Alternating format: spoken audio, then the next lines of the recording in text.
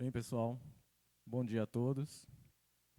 Primeiramente, eu quero agradecer a presença de vocês aqui, dos alunos, tá? Hoje vamos começar a primeira rodada de apresentação de artigos do WP3, tá? A gente vai apresentar aqui as trilhas de automação e instrumentação e de iniciativas inovadoras com experiência do usuário, tá? São 3 trabalhos que serão apresentados agora nesse horário, até às 9h30. Então, só para explicar um pouquinho para vocês o que é o WP3, né? No WP2 a gente tem os alunos que são dos anos iniciais, né, dos cursos, tá? Lembrando que o SUP ele atende os cursos de engenharia de software, sistema de informação e engenharia de produção. Então, aqueles alunos que acabaram de entrar na universidade, que estão nas primeiras disciplinas, né? Normalmente eles entram no WP2, tá? São os trabalhos que estão sendo apresentados nos banners digitais lá fora. Então, ontem teve a apresentação, né? E hoje a gente vai começar as apresentações dos artigos. Os artigos é do WP3. Os WP3 são alunos já veteranos, tá? Que já estão, realizam pesquisas, né? E que desenvolveram seus trabalhos nas duas áreas, a área tanto de engenharia de software quanto a área de internet das coisas, tá? Então, hoje a gente vai começar as apresentações na trilha 3, que é automação e instrumentação. Convido os alunos Jorge e Hernandes, tá, para apresentar o trabalho. E o título do trabalho é Sistema de Controle de Consumo de Água.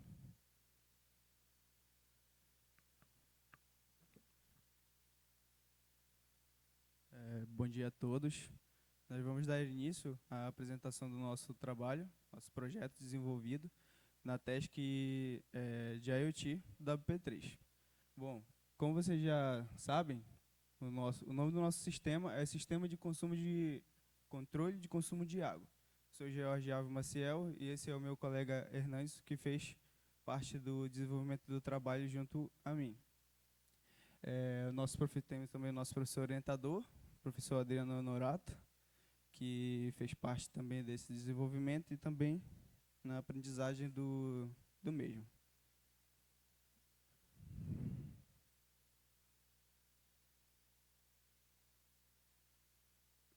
Não está indo, professor.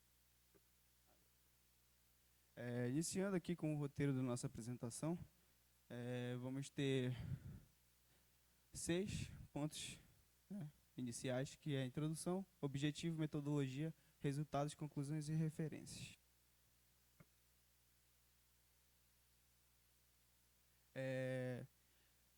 A água encontrada na natureza é essencial para a vida do nosso planeta, mas o volume de água potável para o consumo está se tornando cada vez mais escasso.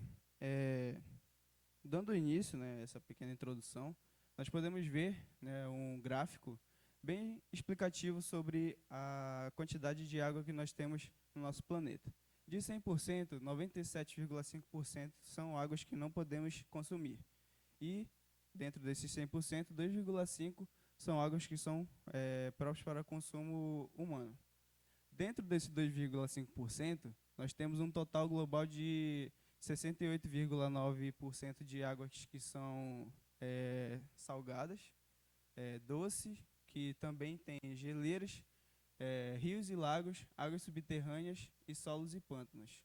As águas subterrâneas, elas são as que mais são utilizadas por nós. No caso, nós temos aqui no Amazonas, que é o SAAI, ele faz essa distribuição da água subterrânea para a gente. Porém, tem outros usos, que é a água salgada que passa pelo processo de dessalinização para poder ter o consumo da mesma. Então, a gente pode ver que esses 2,9% ele é uma faixa muito pequena de consumo, ou seja, do consumo mundial, ele faz parte de menos de 1% da água que a gente pode consumir.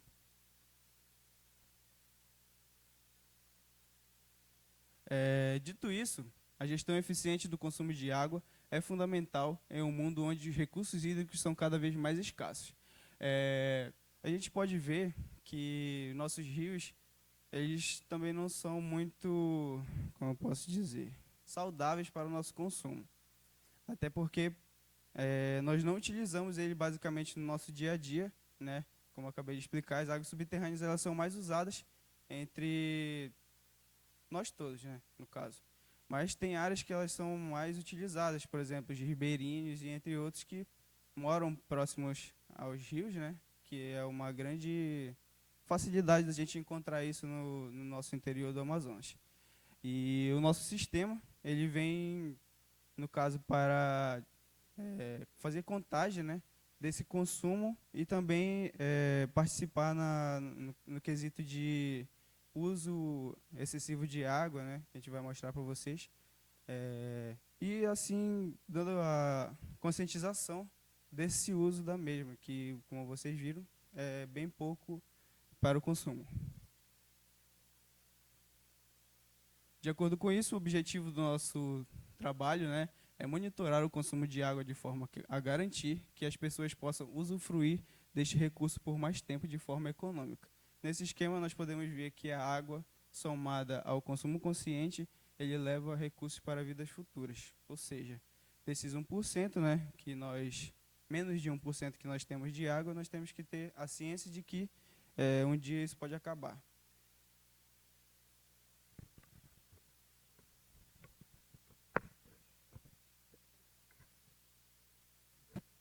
Bom dia. Durante o desenvolvimento do nosso trabalho, nós abordamos alguns pontos importantes. Como vocês podem ver, nós passamos pela revisão bibliográfica e estudo viabilidade de requisitos.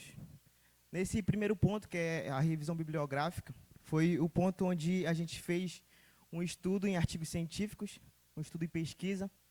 Nós estudamos desde artigos da área de ciência da computação até artigos voltados para a área de sustentabilidade. O estudo e viabilidade de requisitos é um ponto crucial no nosso projeto, porque esse ponto visa levantar e nos nortear durante todo o processo da construção do nosso projeto. Como vocês sabem, a análise e o levantamento de requisitos é um processo crucial na construção de um projeto. E é aí que a gente vai fazer o levantamento das ferramentas que serão utilizadas e dos conhecimentos que a gente precisa ter necessário para a gente implementar o nosso protótipo. Na parte de projeção e montagem, nessa parte a gente junta todos o que será necessário para a implementação do nosso protótipo, ou seja, a gente utiliza a montagem do nosso circuito, utilizando a parte de entrada de dados, que vai funcionar, a nossa entrada de dados vai funcionar como um sensor que é colocado num circuito. Esse sensor ele vai captar os dados de fluxo de água, que irá passar, por exemplo, numa torneira ou num chuveiro. Essa quantidade de água que vai passar por segundo, esse sensor ele vai armazenar para mim e vai ser enviado para um banco de dados online, na qual vai ser feito o tratamento desses dados. Na prototipação, nós já temos praticamente o modelo pronto do projeto. Nesse processo, nós já temos todo o circuito projetado, junto com uma aplicação web, na qual vai ser feito o tratamento dos dados e vai ser feito a amostragem também para o usuário final, ou seja, a amostragem da quantidade de água consumida durante certo intervalo de tempo. Na parte de teste e avaliação, também foi uma parte importante que foi crucial para a gente ter os nossos resultados obtidos. A parte de teste, nós deixamos cerca de 5 meses testando nosso sistema e nós tivemos alguns resultados que a gente vai mostrar daqui a pouco.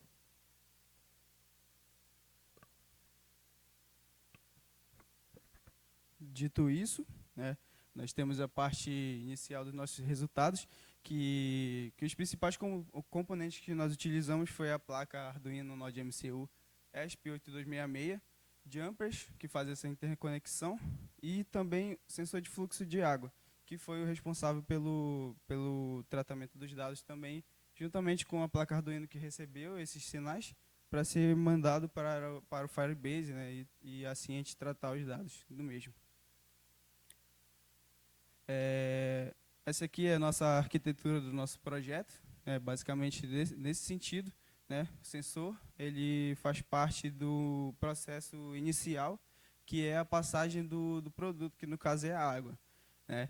E esses sinais eles são mandados para a placa, que é conectada na internet, que é a Node MCU, e esses dados são enviados para o Firebase e também armazenados na aplicação web. Aqui embaixo, como vocês podem ver, esse aqui foi o módulo que a gente utilizou, né? Essa aqui é a ESP, é 8266, o cabo que faz a conexão, né? E aqui, esse aqui de baixo, esse pequenininho aqui, branquinho, é o sensor de fluxo de água. No caso, para a montagem do nosso projeto, nós utilizamos na minha casa, né, da minha casa para fazer esses testes. No caso, foi ligado na caixa de água, né, diretamente. Então, esses dados eles estão, desde dezembro, fazendo essa análise, né, para termos os resultados. De acordo com isso, né, para os resultados finais, nós temos aí a distinção, né, dos 5 meses que foram utilizados e que vocês veem uma crescente utilização de água no mês. Os meses iniciais foram os meses que a gente menos testou por conta de alguns erros que deu, né, que são esperados, e também tinham poucas pessoas na residência. No caso, o mês de dezembro foi o que menos teve utilização de água, que foi 225,3 litros no mês, né, com essa média básica. Janeiro e fevereiro tiveram os meses que foram mais iguais, né? E março e abril, que o mês que passou agora, abril, foi o mês que a gente mais utilizou a placa, né, que fez a utilização da mesma para fazer essas medições. E, de acordo com a Organização das Nações Unidas, cada pessoa necessita de 3,3 mil litros de água por mês. Ou seja, para uma casa que tem 5 pessoas, e às vezes até 6, foi um uso ok, né? Uma média ok para cada pessoa.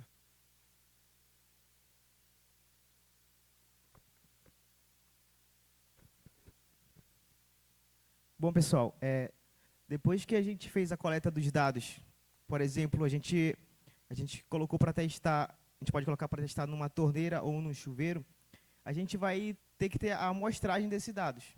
A gente criou a nossa plataforma, um sistema web online, na qual o usuário ele vai fazer o seu login e o seu cadastro.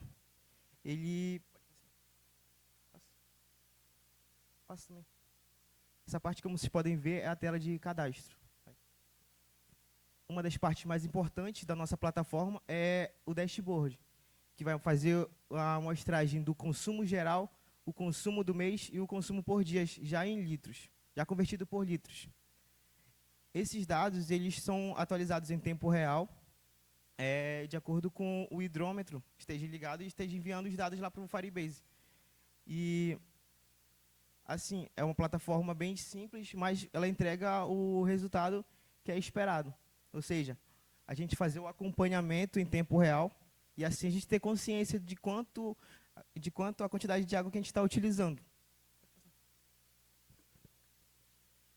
A nossa plataforma também, ela faz um levantamento de todos os dados que já foram armazenados, ou seja, ela faz a leitura do banco de dados do tempo em que está em funcionamento até o tempo atual. Por exemplo, desde o tempo dos nossos testes, que foi de dezembro até abril, já tem um bom tamanho de dados que já foi consumido. Esse é um print da nossa plataforma, pessoal. Como vocês podem ver, não está muito visível, mas aqui, como vocês podem acompanhar, é o consumo geral. Aqui nós temos o consumo do mês e o consumo do dia, em litros. Aqui nessa parte, como vocês podem ver, nós temos esse gráfico linha, na qual ele mostra o mês de dezembro, janeiro, fevereiro e abril. E, por enquanto, pessoal, nossa plataforma está só mostrando os dados que já foram, que estão sendo atualizados pelos hidrômetros. mas nós temos também a capacidade de atualizar, por exemplo, um hidrômetro aqui, atualizando um novo. Por exemplo, nós trabalhamos com nesse protótipo, ele é apenas ligado a uma torneira ou a um chuveiro, onde eu quero fazer a medição do consumo de água. Mas eu posso adicionar vários protótipos e assim armazenando mais dados em locais diferentes de uso.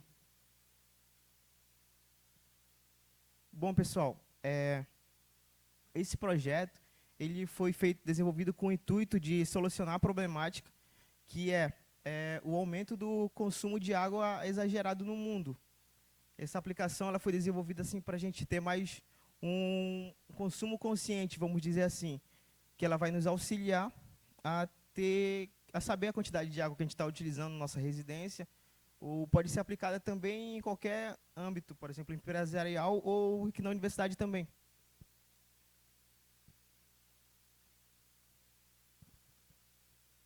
Para concluirmos a nossa apresentação, nós tivemos acertos e erros durante a apresentação e também na parte de criação do nosso projeto.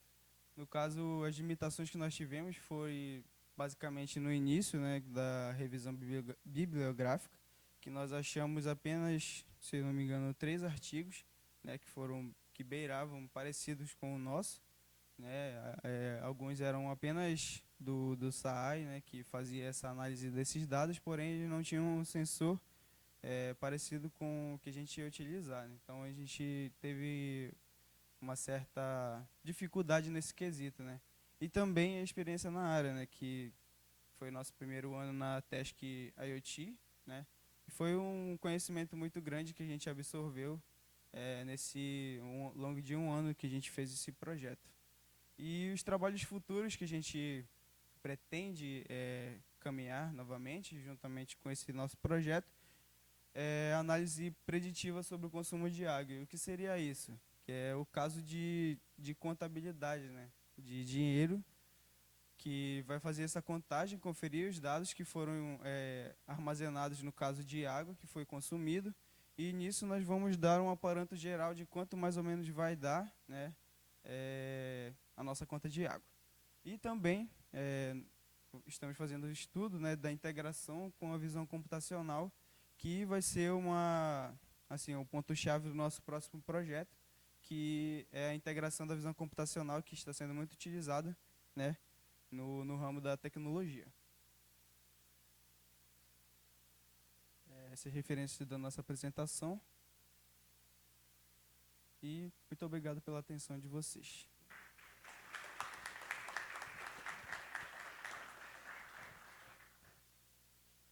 Obrigado aos dois. É muito bom, né, ver trabalhos como esse, né, que visam justamente a consciência, né, ambiental. Tá? E aí eu vou abrir agora para perguntas. Quem tem perguntas?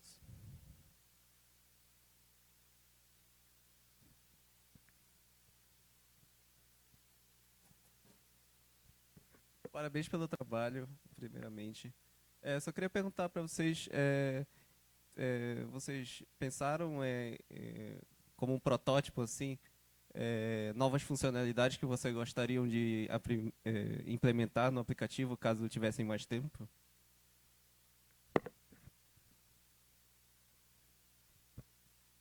De acordo com isso, né, que o colega perguntou, nós tivemos sim, né, algumas ideias sobre implementações a mais, né, em cima desse projeto, além de somente o fluxo de água, né. Mas como nosso trabalho era um pouco limitado, então a gente vai implementar, né, essas questões agora na outra fase do nosso projeto, que é justamente a integração da visão computacional, que era uma coisa que a gente já avisava antes, né, só que infelizmente a gente não teve muito tempo para fazer, né. Então é uma forma, né, de incrementar ainda mais o nosso projeto, né, para que ele seja mais, como eu posso dizer, mais funcionável possível. Né? Mais perguntas?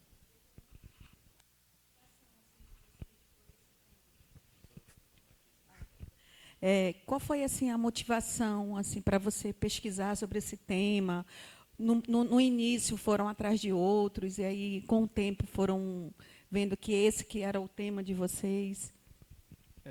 Desde o início, né, professora, a gente escolhe os nossos projetos, e esse projeto foi, entre outros que foram impostos para a gente, foi um dos que mais nos agradou, né? No caso, a gente é do mesmo ano, basicamente, do curso, então a gente já veio conversando, falando que a gente queria trabalhar junto, né?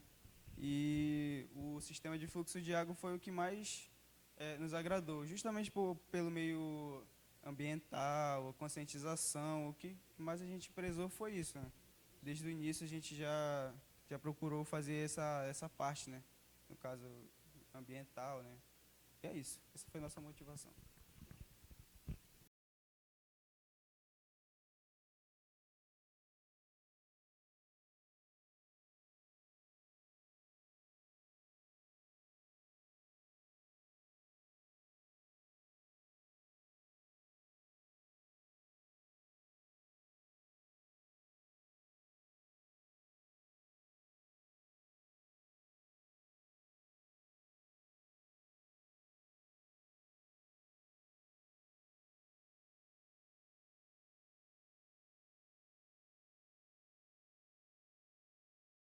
Lá em Manaus, onde eu moro, conforme a gente consome, né, aí tem a taxa do tratamento do esgoto lá, e aí é 100% em cima do que tu consome. Então, se tu consumir R$ 200, tu vai pagar 400. Então, de repente, essa questão do alerta, né, dizer, olha, já está aqui o teu limite, né, para não ultrapassar. Então, é uma coisa que poderia ser adicionado, né, para melhorar aí que vocês vão ter continuidade, né, nos trabalhos. Então, é um item que pode ser pensado, né? Esse é um bom pensamento que a senhora teve. Tipo, é uma questão também que a gente está planejando trabalhar nisso. Tanto é que a gente já desenvolveu nossa aplicação com um pouco também mais de dados aqui, ó, que falta ser atualizado. A gente vai implementar esse que a senhora falou e também mais algumas configurações. Porque a gente concluiu nossa aplicação, mas a gente ainda não adicionou totalmente as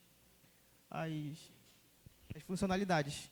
Mas a gente já fez o que era para fazer, o melhor, a amostragem de dados para a gente ter o controle de todo o consumo.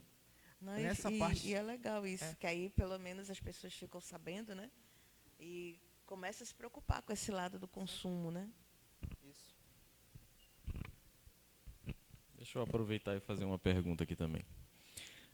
Um dos problemas que a gente tem nessa questão do consumo de água são os vazamentos, né? E muitas vezes esses vazamentos não são nem identificados. A gente não tem como ver, por exemplo, um tubo que está dentro de uma parede, né, quando ele começa a vazar, a gente só vai saber quando a parede já está toda amorfada, né? Então, eu queria saber de vocês, assim, o que seria necessário para fazer nesse trabalho de vocês, para fazer essa prevenção de vazamento ou a detecção desse tipo de vazamento?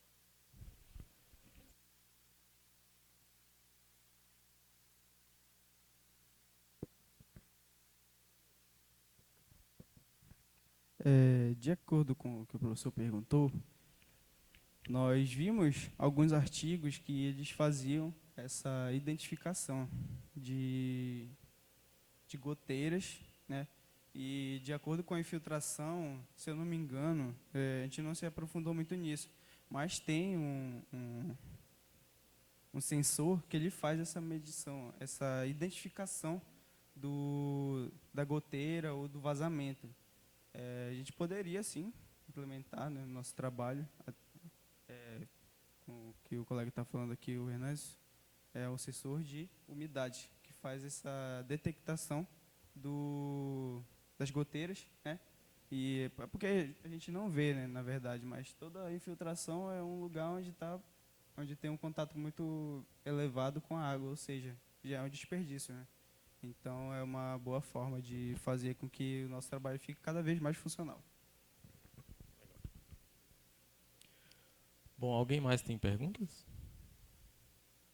Bom, eu queria fazer só uma última pergunta, mas isso daqui é para os dois, tá? É relacionado aos conhecimentos que vocês adquiriram na universidade. O que vocês acham que foi essencial assim, para vocês desenvolver o trabalho? Eu vou começar. sei que o meu colega Hernandes também vai querer falar.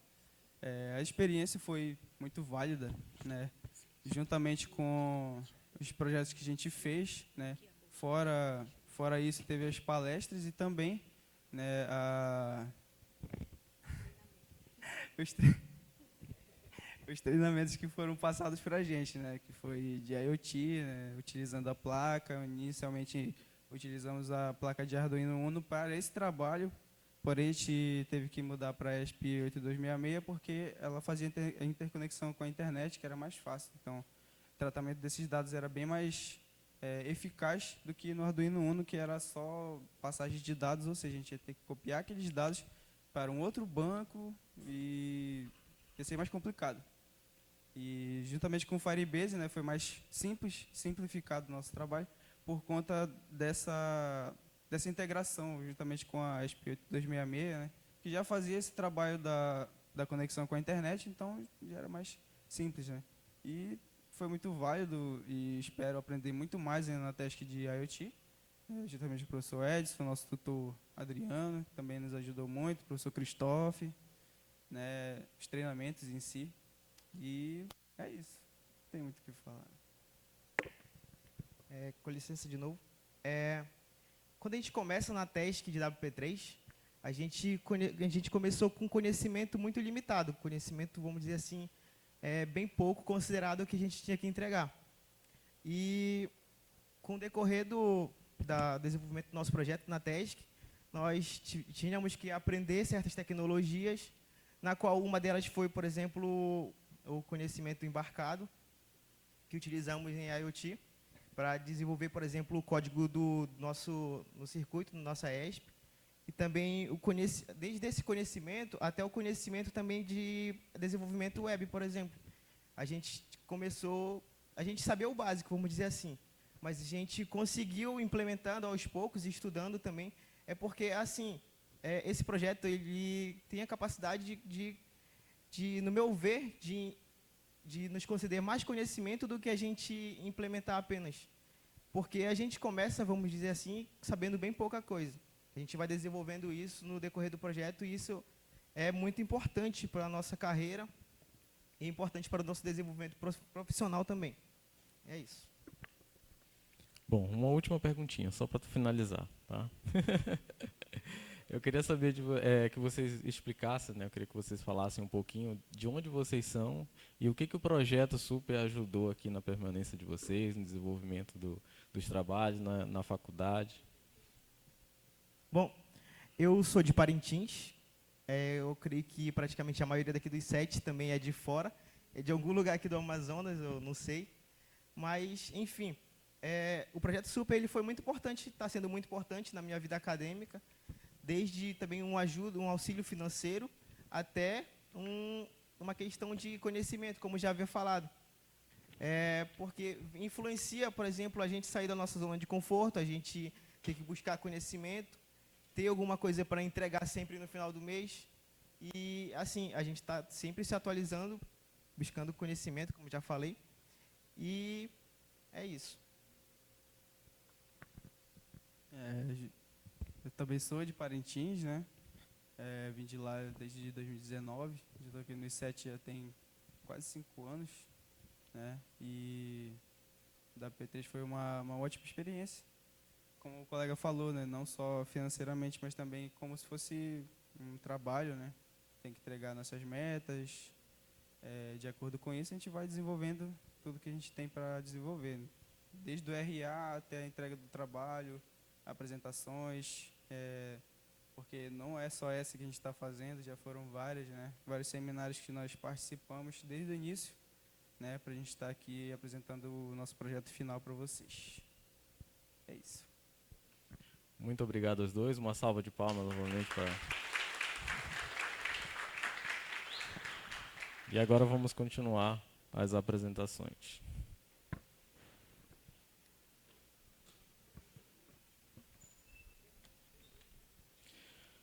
Bom, a próxima apresentação que nós teremos é na trilha 4, Iniciativas Inovadoras com Experiência do Usuário. Tá? E o título do projeto é Amazônice, software para divulgação de eventos culturais no estado do Amazonas. Tá? Eu vou passar para os alunos Joseberg e Rubens, que vão continuar a apresentação.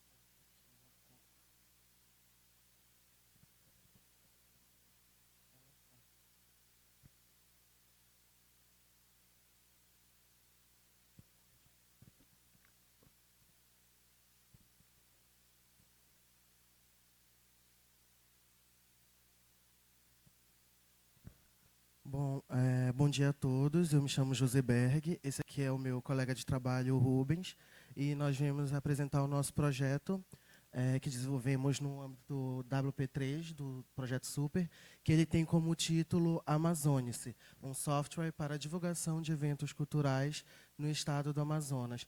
O nosso professor orientador é o professor Heine.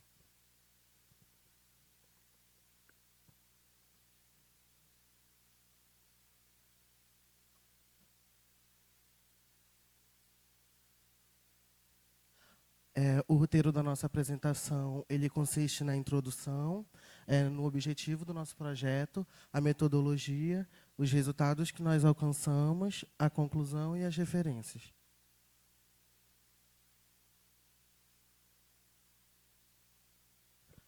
Bom, primeiro a gente vai contextualizar vocês sobre o nosso tema. A gente sabe que a nossa região, a região norte, ela é rica. Ela tem uma rica diversidade em eventos culturais, em eventos religiosos, e muitos desses eventos são conhecidos mundialmente, como, por exemplo, o Boi do Estado de Parintins. Mas outros eventos acabam passando despercebido pela população.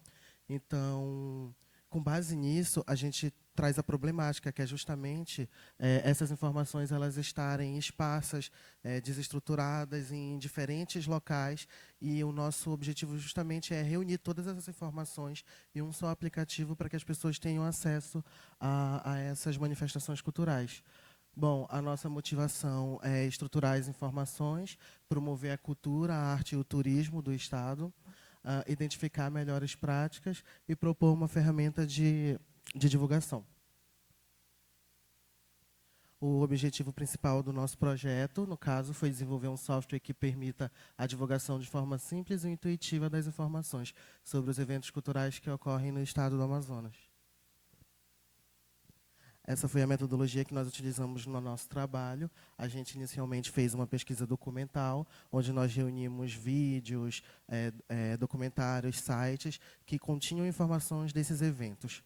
Bom, o primeiro passo foi a definição do escopo, posteriormente a coleta das fontes, a organização dessas fontes e, por fim, a análise desse material que a gente conseguiu reunir.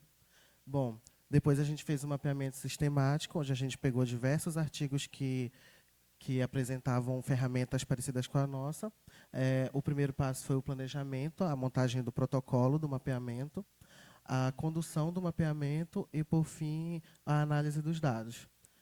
O último passo do nosso trabalho foi a construção do software, onde a gente definiu os requisitos, fez a documentação, desenvolvemos e, por fim, fizemos alguns testes.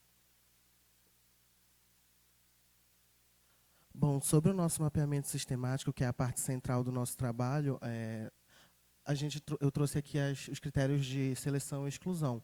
Bom, a gente utilizou trabalhos que estavam no intervalo de tempo entre o ano de 2019 e 2023, e a gente também pegou trabalhos que deveriam estar relacionados à divulgação de eventos, que era o tema central, né, do nosso trabalho. Nisso também, a gente selecionou somente os trabalhos que tinham todas as etapas do desenvolvimento dos aplicativos, ou seja, nós pegamos trabalhos onde, por exemplo, sobre uma divulgação científica, divulgação de eventos científicos. A gente pegava e verificava se aquele aplicativo tinha todas as etapas de desenvolvimento. Aqui a gente... nossas fontes de busca, que foi o Google Acadêmico e a SBC. Na nossa busca preliminar, o Google Acadêmico ele retornou 276 artigos. a SBC 3, e depois nós fizemos os filtros com base nos nossos critérios de seleção e exclusão. E nesse filtro, o primeiro filtro retornou 17 artigos no Google Acadêmico e 1. Já no segundo filtro, que no caso é com todas as etapas dos aplicativos desenvolvidos, retornaram o total de 10 artigos, contando o Google Acadêmico e a SBC. Aqui são os trabalhos que a gente conseguiu selecionar no nosso mapeamento sistemático. No caso, é o total dos 10 trabalhos.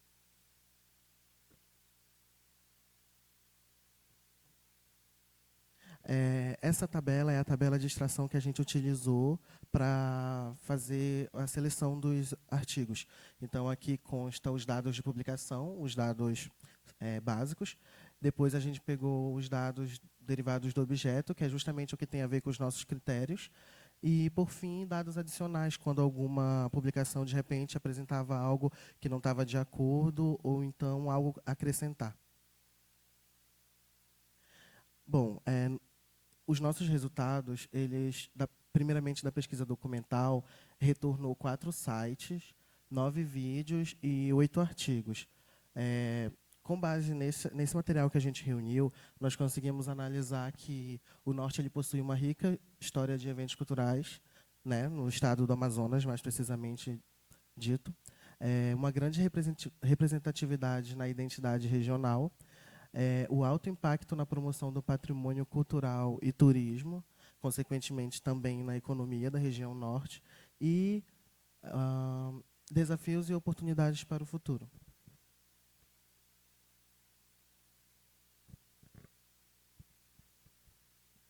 Bom, passando para os resultados do nosso mapeamento sistemático, nós temos nossa primeira questão de pesquisa, que é quais as metodologias, frameworks e ferramentas utilizadas no desenvolvimento dessas plataformas de divulgação de eventos.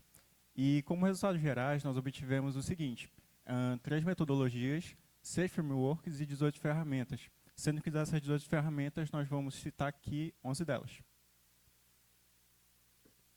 Bom, em relação às metodologias, nós podemos observar que a utilização do Scrum, do FDD, que é uma metodologia um pouquinho mais desconhecida, do modelo Cascata, que recebe destaque aqui por ter sido citado por 5 dos 10 estudos consultados, e 12 estudos não especificaram qual foi o método utilizado durante o desenvolvimento do software.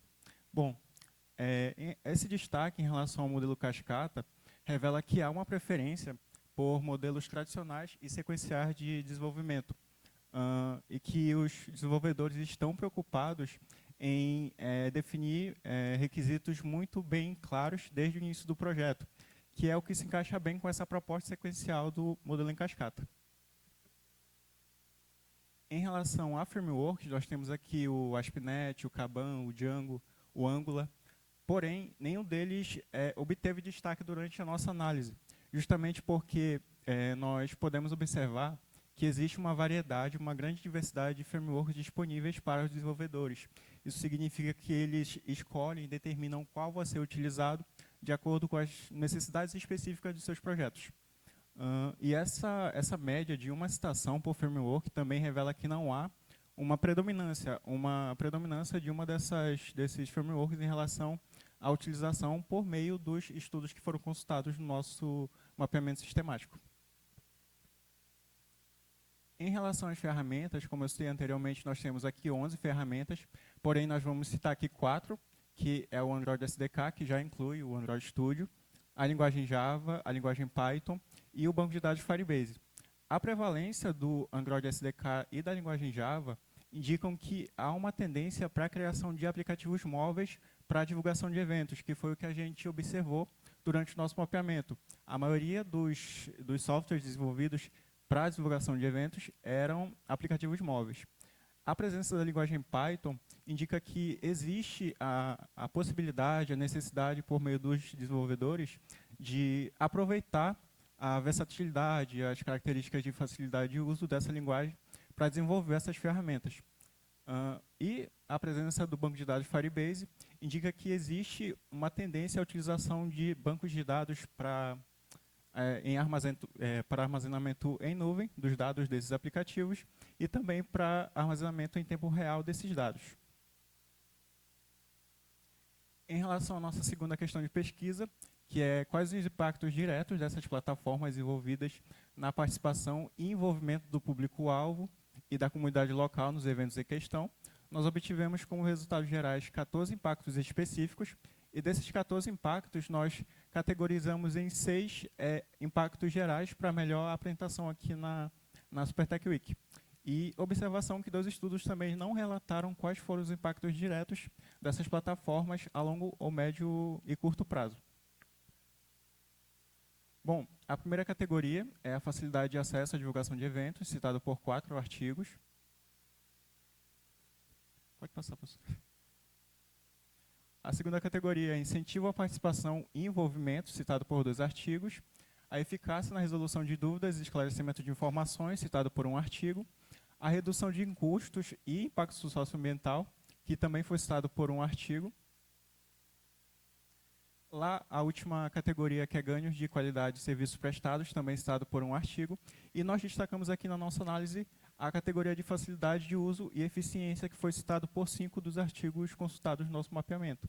Ele inclui a centralização das informações durante o evento, que foi uma das motivações que nós utilizamos para a realização desse projeto, como citado lá no início.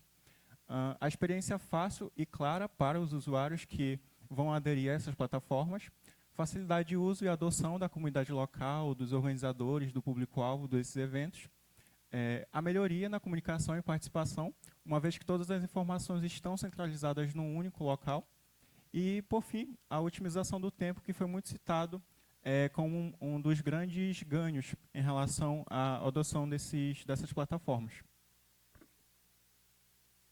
Bom, em relação ao nosso software, o Amazonas, nós temos aqui algumas telas. É importante citar que o nosso protótipo ainda está em desenvolvimento, nós estamos no processo de resolução de algumas falhas, mas aqui nós trouxemos algumas telas para exemplificar qual é o propósito dele, né?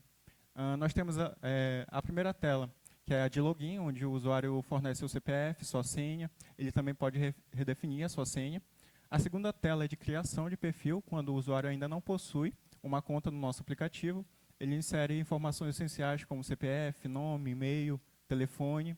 E a terceira tela é uma continuação da criação do perfil, onde o usuário insere informações da sua localidade, porque o nosso aplicativo ele sugere eventos, sugere festividades de acordo com a localização do perfil daquele usuário. Bom, nós temos aqui mais 3 telas, que são as telas internas, digamos assim, do aplicativo. A primeira delas é a tela inicial, onde o usuário pode buscar manualmente por um evento, pode selecionar uma localidade, pode adicionar e ver seus favoritos, e também adicionar lembretes de eventos, se for o caso. Nós temos 2 abas principais na tela inicial, que é na sua cidade, que, como eu falei ainda há pouco, ele utiliza a localização para indicar quais são os eventos ali da sua localidade. E a segunda parte, que é o Explore, onde o aplicativo indica vários eventos de diversas localidades para o usuário. A segunda tela é quando o usuário clica na opção de selecionar uma localização, onde aparece uma lista de todos os municípios do estado do Amazonas. A terceira tela é um exemplo das informações que são exibidas quando o usuário clica em um evento específico. Nós utilizamos aqui como exemplo o Festival do Peixe-Boi, lá do Novo Airão. E ele mostra o período de realização desse evento, uma descrição. Ele pode adicionar, o usuário pode adicionar esse evento como favorito e também adicionar um lembrete no calendário do seu celular. Bom, como conclusão, o estudo revela que uma ferramenta dedicada gera facilidade de acesso às informações desses eventos, a divulgação, incentivo à participação, a eficácia na resolução das dúvidas, esclarecimento de informações e redução de custos e impacto socioambiental, uma vez que um método muito tradicional de divulgação desses eventos é a utilização de elementos físicos, como papel, enfim. Então, quando nós centralizamos essas informações no local digital, nós evitamos que haja o uso desses materiais. As limitações da nossa pesquisa. A disponibilidade de dados, uma vez que muitos eventos eles pertencem a localidades muito distantes e não existem tantas informações sobre eles em bibliotecas digitais, na internet como um todo. A amostra restrita de estudos, Ou seja, muitos estudos, durante a nossa busca, apresentaram propostas muito semelhantes, porém voltadas para outros contextos, que a nossa terceira limitação, a variedade de contextos. Muitos estudos focam-se na divulgação de informações, porém é muito distante desse foco dos eventos. E para trabalhos futuros, nós sugerimos estudos sobre o impacto a longo prazo dessas ferramentas, uma vez que os estudos analisados no nosso mapeamento analisaram o impacto somente durante o processo de desenvolvimento e implementação, e também uma pesquisa qualitativa para a compreensão profunda de quais são os impactos diretos a longo prazo dessas ferramentas no contexto local.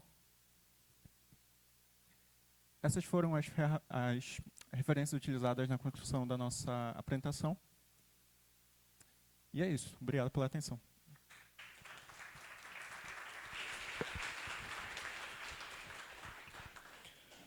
Obrigado. É muito bom, né, ver a valorização da cultura, né, sendo pesquisada, sendo desenvolvida aqui pelos nossos alunos. Alguém tem perguntas? Valendo um ponto? Não?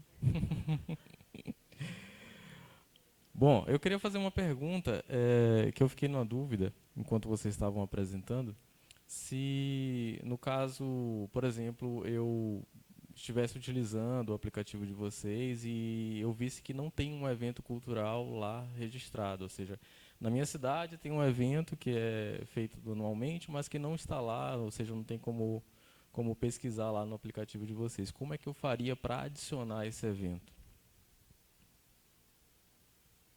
Bom, a primeira opção seria entrar em contato com os desenvolvedores, por meio de redes sociais, por meio de contatos que são disponibilizados na aba de quem nós somos, né? E a segunda opção seria entrar em contato. O nosso objetivo principal, o nosso intuito inicial seria disponibilizar a ferramenta para prefeituras, ou seja, teria uma plataforma web onde as prefeituras poderiam adicionar informações sobre os eventos específicos, uma vez que elas têm muito mais facilidade de ter acesso a essas informações, já que os eventos pertencem àquela localidade, né? Então, seriam duas opções: entrar em contato com os desenvolvedores ou também solicitar por meio de contato com prefeituras. Legal. Bom dia. Queria parabenizar aí o aplicativo de vocês, é bastante útil, né? Bastante interessante. Às vezes a gente quer saber o que tem na cidade para fazer em determinados momentos, né?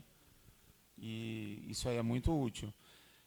A minha pergunta é a seguinte: como é que esses dados são alimentados? Vocês têm assim alguma aplicação, tipo uma inteligência artificial que faz alguma parte já do processo de pesquisa, vai fazer busca na internet, essas coisas assim, e já autoalimenta o sistema, ou é tudo feito de forma manual?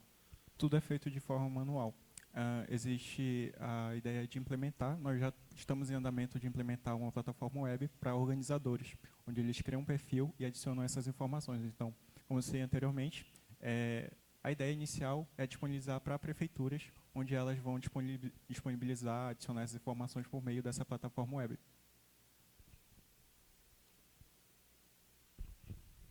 Mais alguém? Não? Bom, eu queria fazer mais uma pergunta, né? Aproveitando que eu fiz a pergunta para a equipe anterior, vou fazer a mesma pergunta, né? Quais foram os conhecimentos adquiridos durante o curso de vocês, durante a universidade, que colaborou para o desenvolvimento do trabalho? Bom, eu posso aqui colocar duas categorias de conhecimento que eu adquiri durante o projeto. Já participei da AP2 e esse foi o primeiro ano de AP3. A primeira categoria seria conhecimentos em relação à cultura amazonense, né? Como o nosso projeto está voltado para esse contexto de cultura, de eventos folclóricos, a gente obteve muito conhecimento com uma pesquisa documental que a gente realizou, foi citado na apresentação.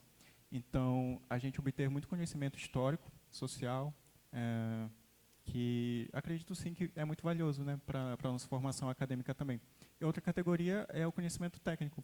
Por mais que a gente tenha enfrentado muitas dificuldades em relação ao desenvolvimento, estamos ainda no processo de desenvolvimento, de resolução de algumas falhas, mas ainda assim nós trabalhamos com Firebase, com React, então foi a construção de conhecimentos muito importantes, não só como cidadãos, mas também como estudantes, né, como acadêmicos aqui do I7.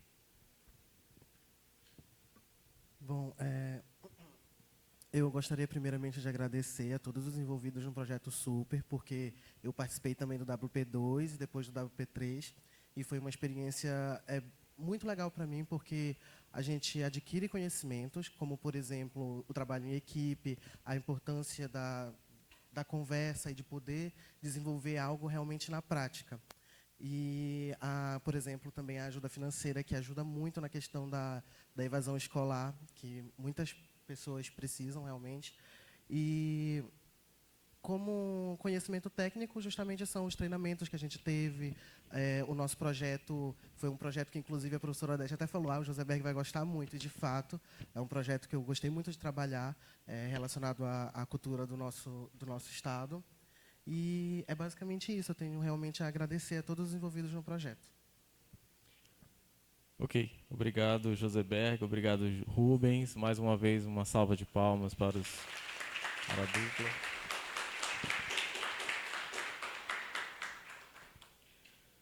Bom, vamos continuar as apresentações, ainda na trilha 4, né, iniciativas inovadoras com experiência do usuário.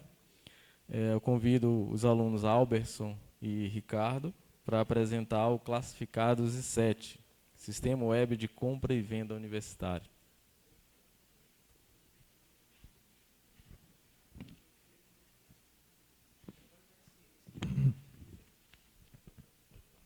Oi, som. Oi. Bom, primeiramente, bom dia a todos. Sejam muito bem-vindos aos que chegaram agora. Então, vamos dar início à apresentação do nosso trabalho, que ele se intitula Classificados I7, um sistema web de compra e venda universitário. Eu me chamo Ricardo Cordovil Reis. Eu me chamo Alberson. É verdade. Me chamo Alberson, nós somos discentes aqui da UFAM, e eu sou de engenharia de software, e você é de sistema de informação. A gente vai apresentar agora sobre o Classificados I7. Esse aqui é o nosso roteiro de apresentação que a gente vai seguir nesse momento.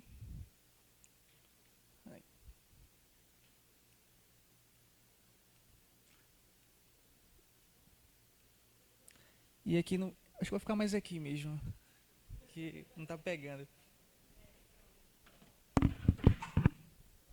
Então, pessoal, para fazer uma breve introdução para vocês, o Classificados I7 ele surgiu na intenção de ajudar os estudantes aqui da UFAM, e também não só daqui da UFAM, como também os estudantes em geral de Itacoatiara, porque todos nós sabemos que Itacoatiara ele é um polo estudantil, um polo universitário, e a gente vê várias demandas, várias problemáticas que a gente consegue tentar resolver e tentar trazer um alívio para essa vida estudantil.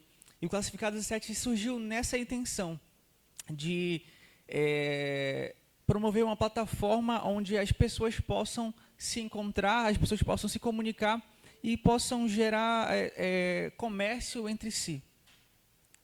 Então, surgiu da dificuldade dos estudantes e na criação de um canal entre o corpo universitário.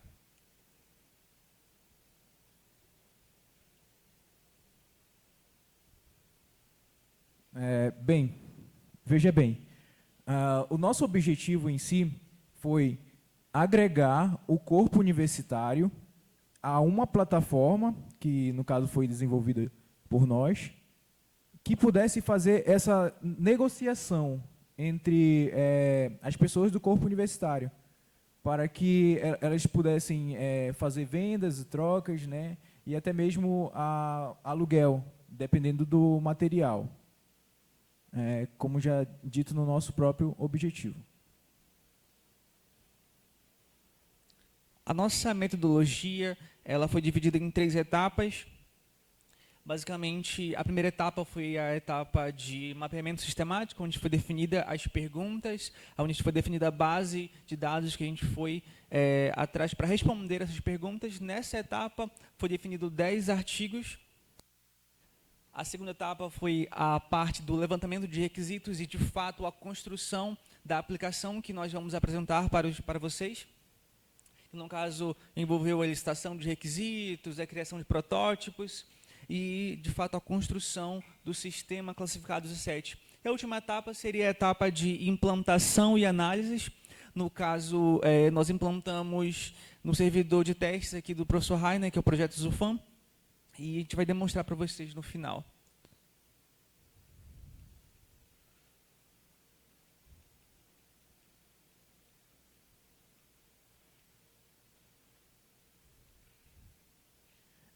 Bom, esse é o primeiro resultado da nossa questão de pesquisa, do nosso mapeamento sistemático. Lembrando que a nossa metodologia, como o Albers falou, para o mapeamento sistemático, para o nosso artigo, no caso, a gente se embasou na pesquisa do mapeamento sistemático, e a construção da plataforma foi feita pelo modelo incremental, o que nos permitia usar incrementos, né? No caso, se a gente quisesse fazer alguma mudança, voltar e corrigir. Bom, a primeira questão, no caso, são quais tipos de marketplaces eles estão disponíveis. E, no caso, como ele poderia ser adaptado para a nossa realidade, no caso, aqui na UFAM. Bom, a gente encontrou bastante modelos, no caso, o B2B, Business to Business, B2C, Business to Consumer, e P2P e C2C, no caso.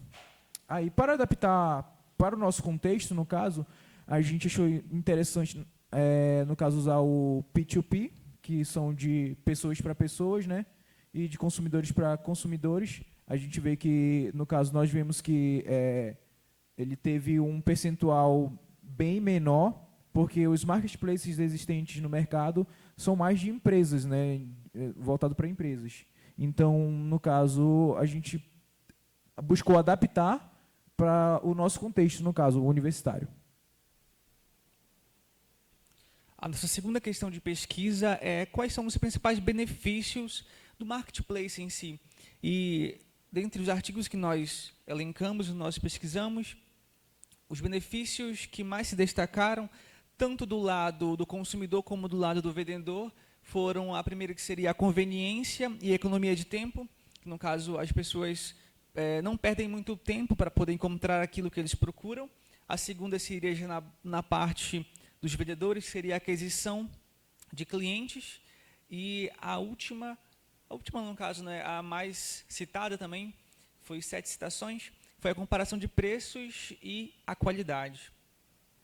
Agora, seguindo para os desafios, também na mesma pegada de tanto para o cliente como também para o consumidor, seria, no caso, as comissões, porque os artigos citavam que vários dos marketplaces que tem hoje na atualidade em uso exigem comissão. Então, os vendedores, tanto um exemplo que a gente poderia dar seria o Mercado Livre, a Americanas, todos eles que você for querer vender algo lá, você tem que gerar uma comissão para eles. E também uma preocupação que eles têm, que seria com a confiança e a segurança, que foi a segunda mais citada, sobre desafios.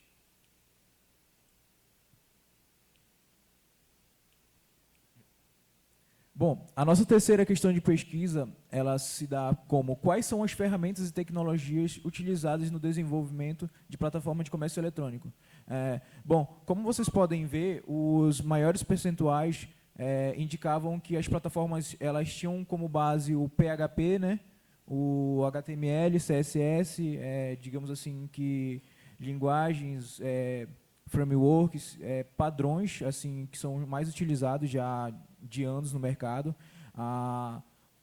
Como a gente pode ver, outras, no caso, linguagens que são, no caso, mais recentes, elas estão sendo utilizadas, digamos assim, agora, mas boa parte dos comércios eletrônicos, eles se baseiam nessas linguagens assim que já estão mais tempo, no caso, no mercado. Então, a gente pode verificar, basicamente, que a maioria dos marketplaces que nós temos hoje em dia, eles se baseiam em web, sistemas web. E aqui, no caso, foi citado 2, realidade virtual, mas, na verdade, basicamente era projetos futuros, né? Que, no caso, é muito utilizado, está começando a ser utilizado para a venda de roupa, você conseguir verificar se a roupa cabe em você virtualmente, quando você cria uma versão de você virtual. Agora, um pouco das tecnologias que nós utilizamos para construir o nosso sistema. Foi o HTML, de fato, o CSS, Bootstrap, JavaScript, PHP e o MySQL, para ser o nosso banco de dados. Agora, um pouco dos nossos resultados, o nosso site.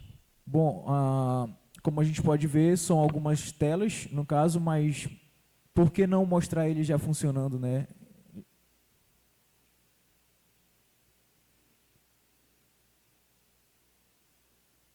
Aqui está o QR Code, quem quiser escanear para fazer o teste.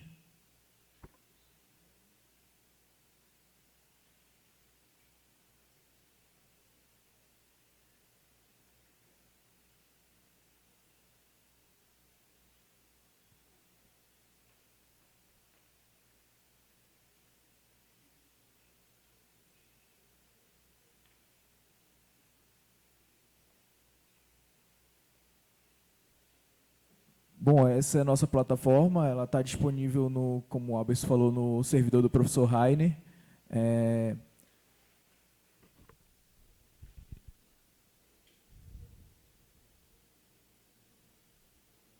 Aqui, no caso, nós vamos ter uma barra de pesquisa para você pesquisar. Aqui, no caso, a gente colocamos alguns produtos como exemplo, para vocês verem que ele está funcional. E, no caso, ele se baseia não como os marketplaces que nós temos hoje em dia, que você paga pelo próprio site. Aqui, no caso, ele vai criar somente uma ponte entre você e a pessoa que quer vender. No caso, ela vai anunciar, colocar uma imagem. E aqui, cria um link para contatar via WhatsApp, no caso. Tem até o bingo aí do I7 que vai ser hoje. Lembrando que somente para o corpo universitário ele está disponível, no caso, para anúncio de produtos. A comunidade, ela só, no caso, tem acesso à tela inicial para comprar.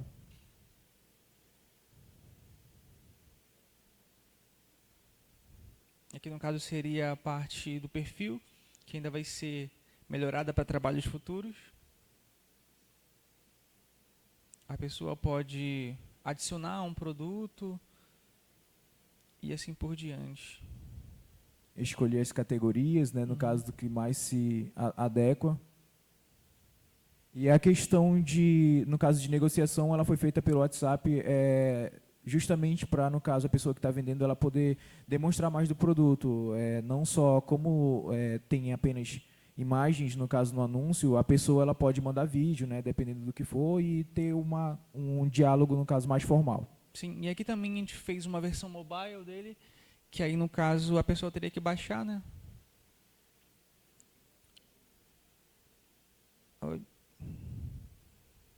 Acho que ela já deve ter baixado aqui isso.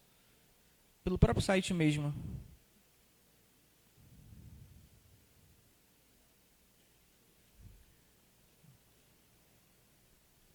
Agora, concluindo a nossa apresentação, a gente vai falar um pouco sobre as nossas limitações, né? Primeiramente, eu queria agradecer a oportunidade que nos foi dada de participar desse projeto, que foi algo incrível e de muito ensino e aprendizado para a gente, para mim, pelo menos. Acredito que, para todos que participaram, tiveram bons resultados, aprenderam muitas coisas.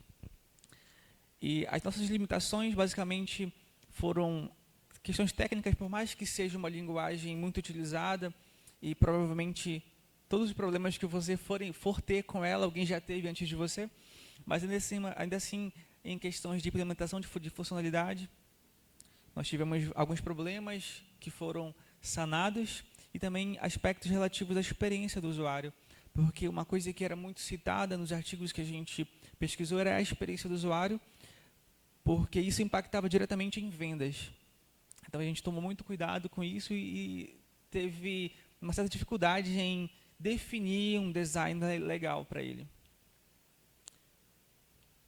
Bom, para trabalhos futuros, nós citamos potenciais melhorias, no caso, e otimizações. Nós deixamos abertos aí para a próxima turma. Quem quiser dar continuidade a esse trabalho, eu tenho certeza que ele vai agregar muito para a universidade. E quem sabe, né, o Classificados I7 não vire um Classificados UFAM, né, quem sabe.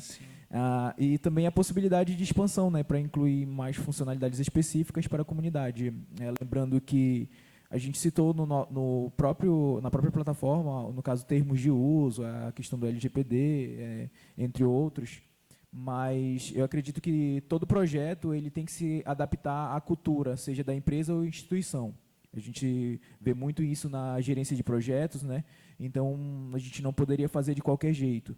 E a gente deixa aberto aí para a próxima turma, quem quiser fazer uma melhoria, e até mesmo contatar a gente, que quem sabe daqui a uns períodos já estamos saindo daqui, nos formando, né? E é isso. Vamos deixar abertos aí agora para perguntas, muitas perguntas. Obrigado.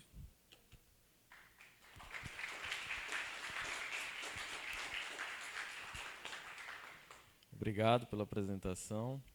Eu queria saber de vocês, assim, eu já iniciando as perguntas, né? Qual foi a inspiração de vocês para a criação do site? Fonte, não, brincadeira.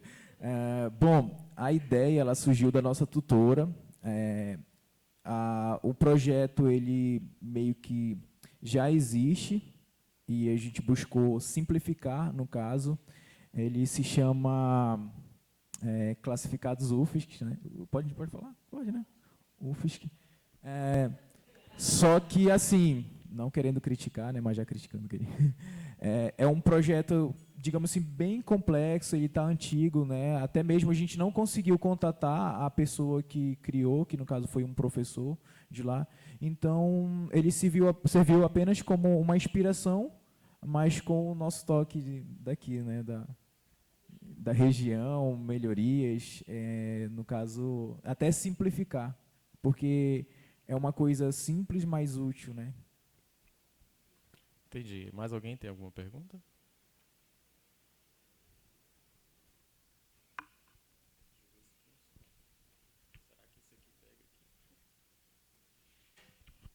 Oi.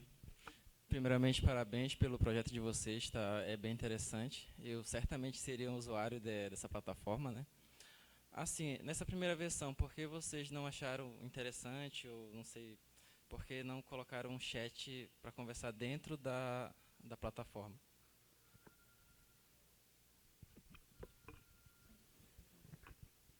Bom, para essa pergunta é interessante que a gente, de fato, viu chatbots sendo utilizados nos artigos que a gente pesquisou, e a gente considerou bastante adicionar o chatbot. Só que, devido à limitação de tempo, e também a gente teria que procurar um framework para poder adicionar, aí a gente deixou para futuro, no caso, né? Futuramente adicionar. Na verdade, teve várias coisas que a gente tirou do site, porque a gente estava com medo de dar algum problema, assim, que a gente, pô, será que a gente coloca isso aqui? A gente deixou ele comentado lá para poder não utilizar, mas futuramente, quem sabe, a gente melhore e deixe disponível para vocês utilizarem. E o chatbot é um desses, no caso. Entendido, obrigado. Mais perguntas? Não? Eu tenho. Bom, vocês disseram que o site, né, está disponível para a comunidade acadêmica, né? Certo? Como é que vocês fazem o controle no aplicativo, no site, né, de quem é da comunidade acadêmica, quem não é? Como é que vocês fazem esse controle? Bom, nesse caso, o controle está sendo feito pela matrícula. Só que, assim, por enquanto, como a gente colocou num servidor de teste, como a gente falou, seria interessante passar, né, no caso lá, pelas as coordenações, no caso, né, É justamente isso. A ideia inicial seria agregar ele ao eCampus, né? A gente já estava comentando isso, só que aí tinha toda uma situação burocrática, então, a princípio, a gente evitou isso. Mas ele está sendo feito, o cadastro é feito pela matrícula, no caso, e como a comunidade não tem, né, no caso, a matrícula, aí não tem acesso, ela só tem acesso à tela principal. Entendi. E para, assim, a mesma pergunta que eu fiz para os outros, eu queria que vocês respondessem também, né, quais foram os conhecimentos adquiridos aqui dentro da universidade que contribuíram para o desenvolvimento do sistema de vocês. Bom, eu vou começar falando logo, né? Primeiramente, eu acredito que isso é um preparativo para o mercado de trabalho. Ter um projeto desse com grande extensão e o incentivo a sermos pesquisadores também. Eu acredito que muitas das vezes a gente tem aquele pensamento de eu vou ser gestor de projeto, eu vou ser programador, ou sei lá. Mas a gente esquece que essa questão da pesquisa. E é de muita valia que foi graças a treinamentos que nós conseguimos também desenvolver o nosso artigo, que está em processo de submissão. Então, eu acredito que todos esses conhecimentos adquiridos, tanto dentro do projeto, quanto também com as aulas na UFAM, foram de total valor. Eu tenho certeza que daqui a algum período eu vou estar formando, isso já valeu para mim. E eu me arrependo muito de não ter participado antes, no caso das outras vezes, mas antes tarde do que nunca, né? E digamos que é isso. Tá certo, é isso mesmo. Mais alguém tem alguma pergunta, não? Comentário? Tem um... Peraí. Sim, deixa eu...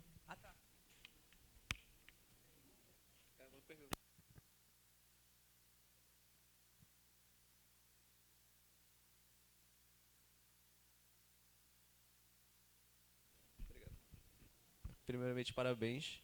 Eu só queria perguntar que, um aplicativo como compras e vendas é muito complexo por questão de...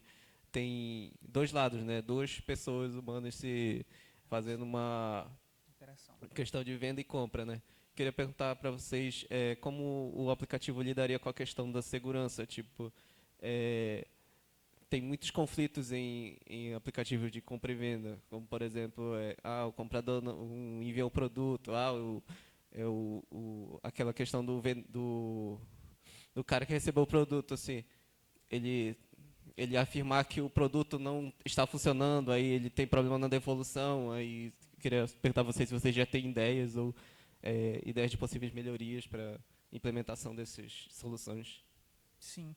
No caso, o que a gente pensava é implementar um sistema de avaliação para avaliar as pessoas que estão querendo vender lá, para poder a pessoa que for querer comprar, ela ter uma leve noção de com quem que ela está, se ela está criando uma interação. Mas, no caso, nós não damos garantia. A gente só criou a ponte para poder as duas pessoas conversarem, aí elas devem se acertar.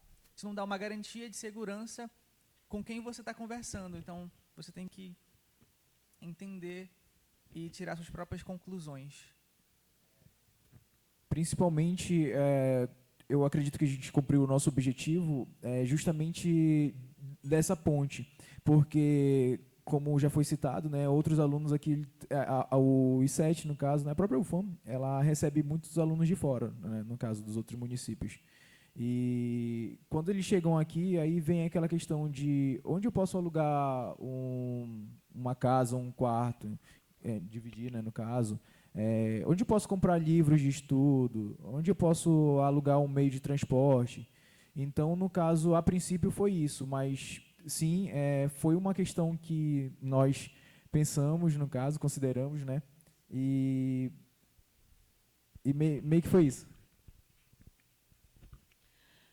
É porque é uma plataforma de serviço, não de venda do produto deles. É mais a garantia do serviço que tem que acontecer. E quando a gente fala quem vem de fora, eu também passei por isso, a gente não tem nenhum lugar onde diga para a gente o que está disponível, onde que é mais perto, onde que é mais próximo, com quem que eu falo. Então, a gente vai tateando aqui, perguntando de um, de outro, e as informações, às vezes, são muito desencontradas. E eu vivi num ambiente onde a universidade ela tinha isso, que era justamente classificado os UFSC. Então, acabou que todos os universitários, professores, o corpo docente, o corpo discente da universidade, eles podiam anunciar, mas a comunidade inteira, a cidade inteira, usava a plataforma como consulta. Então, isso faz uma grande diferença para a gente. A gente pode, como tendo nossa matrícula, entrar e anunciar e vender nossos produtos, desde uma simples trufa até uma casa, alguma coisa assim, e isso pode ficar disponível para consulta para a comunidade de um modo geral. Legal. Eu vou passar a palavra para o Alberson responder a pergunta anterior que eu tinha feito, que eu acabei não deixando ele responder. Ok. Bom, sobre o que eu aprendi, as lições que o Super me deu, no caso, foram insanamente grandes, foram muitas que eu não consigo nem colocar em palavras, mas acredito que o que mais foi relevante foi a responsabilidade, porque, de fato, é como se fosse... Eu já tive experiências de trabalho home office, né, e era basicamente o Super. No caso, nos era cobrado semanalmente alguma coisa, entregar, demonstrar, e no final fazer um relatório e apresentar também sobre o que a gente fez. E acredito que é uma escola, o Super é uma escola, e eu estou saindo agora, é o meu último período aqui na faculdade, e eu tenho muitas coisas boas a levar daqui. O conhecimento é uma delas. E eu achei algo interessante que eu até brincava, que a gente sabia, no projeto, a gente sabia o que tinha que ser feito. Só que a gente também tinha que saber escrever aquilo e catalogar e detalhar aquilo em palavras para que a gente explicasse para outras pessoas. E foi isso que o Super nos ensinou. Eu lembro muito bem das palestras da professora Dete, do professor Rainer, de escrita científica, que foram de grande valia para mim. Muito obrigado. E obrigado a todos que participaram desse projeto. Legal. Mais uma vez, eu agradeço o Alberson, agradeço o Ricardo. Uma salva de palmas de novo para a dupla.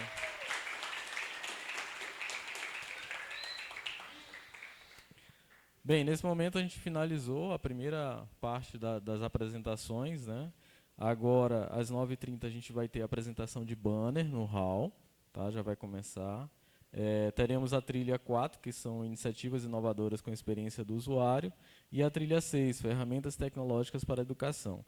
E a partir das 10 horas teremos a apresentação de artigo novamente, tá? Então, depois de verificarem, depois de olharem os trabalhos ali dos banners, voltem para cá para o auditório que a gente vai ter a apresentação de trabalho de novo. Tá certo?